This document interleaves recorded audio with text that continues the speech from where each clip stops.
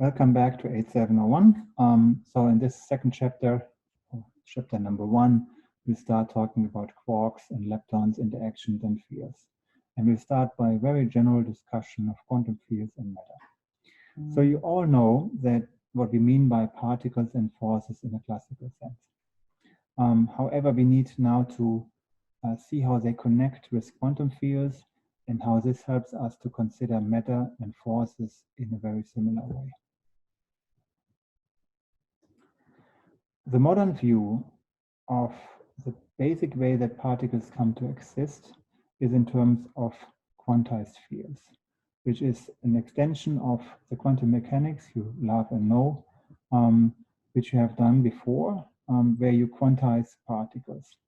These fields have quantum equations for the field amplitudes, which are basically like the quantum simple harmonic oscillator, but there are an infinite number of them, one for every possible frequency of a wave in the field. This means the amplitudes for the wave for each frequency are therefore quantized in integer steps, just like a simple harmonic oscillator. This is what we see as a particle. The first excitation gives one particle of a frequency. A further excitation of the amplitude for the same frequency corresponds to 2 particles, etc., etc. So hence, the concept of quantum field, unlike normal quantum mechanics, allows an arbitrary and changeable number of particles to exist.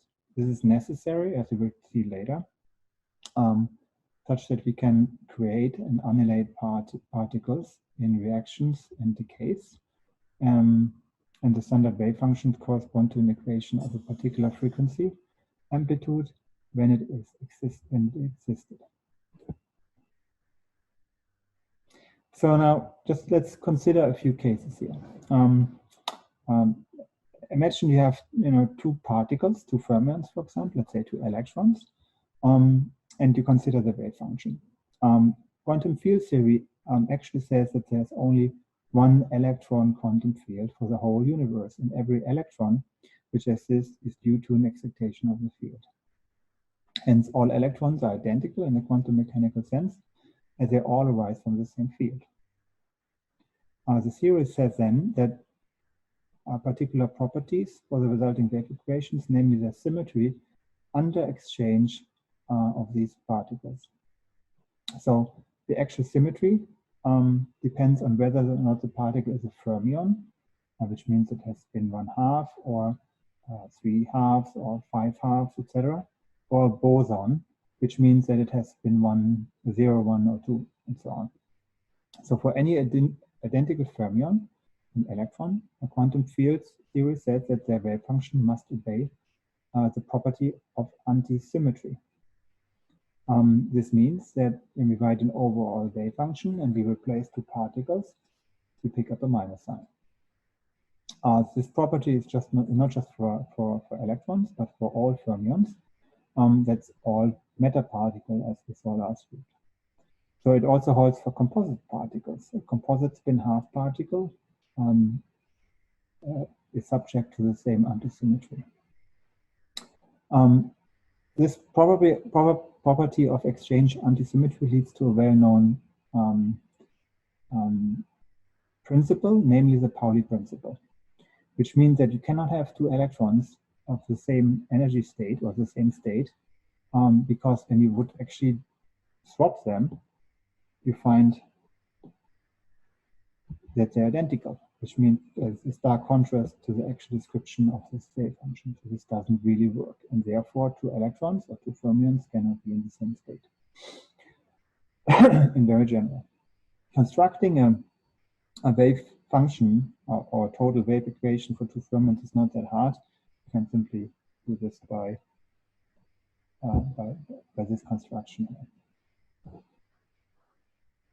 Important additional statement or note to take here is that an antiparticle, such as a positron, is not identical to a particle, such as the electron again. If you move on to bosons, boson exchange is symmetric, meaning that if you replace 2 bosons, you find the identical wave function.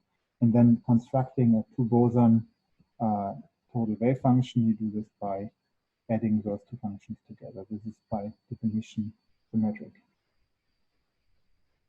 Let's move now forward to exchange particles. Again, you have a very good idea of the classical picture how forces are transmitted.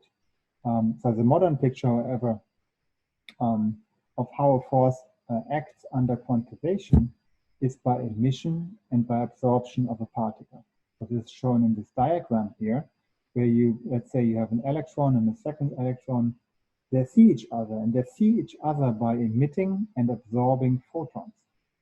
And you see this here. So this electron comes along, maybe emitting a photon, this electron here emits it, and by this exchange of emission and absorption of photon, those two particles, those two electrons see each other.